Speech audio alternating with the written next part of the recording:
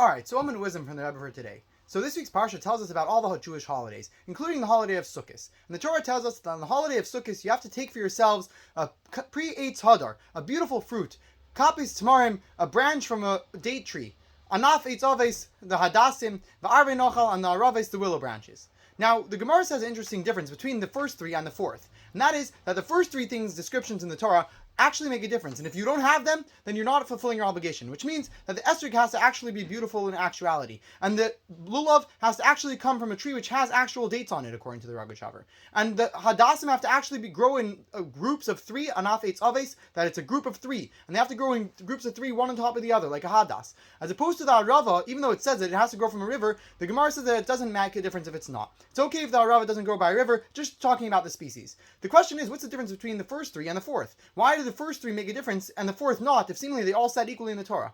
So the explanation is, on a deeper level, and these four things that represent different kinds of Jews. The esrog is someone who does Torah and mitzvahs. The lulav is someone who just learns Torah and doesn't do mitzvahs. The hadassim is someone who does mitzvahs and doesn't learn Torah, as opposed to the arava does neither of them. He doesn't do anything. And the difference between these types of Jews is that we have to bring them all together. But the difference being that the first three have their own qualities which they have to show. And they say that I am this type of Jew, I am this type of Jew. And once you say that you have this certain advantage, that you have a certain quality, you have to stand up and show your quality. And therefore you have to represent what you say you have. And therefore those three things that you say you have to have all the way till the end. But the fourth guy is just an arava. He doesn't say he has any qualities. Who is he? Is the very fact that he's a Jew. So even without any qualities or having any characteristics that he even says he has, he's just there to be able to be brought together with the rest of the Jewish people. This is an important lesson for us. So we have to bring together all Jewish people. Doesn't matter where they come from, doesn't matter what they look like. Doesn't matter if you don't see any qualities in them. They are 100% equally Jewish, and it doesn't matter if they don't even look like they have any description which they say. You have to realize that they're part of us, and we have to unite together with them. L'chaim, l'chaim.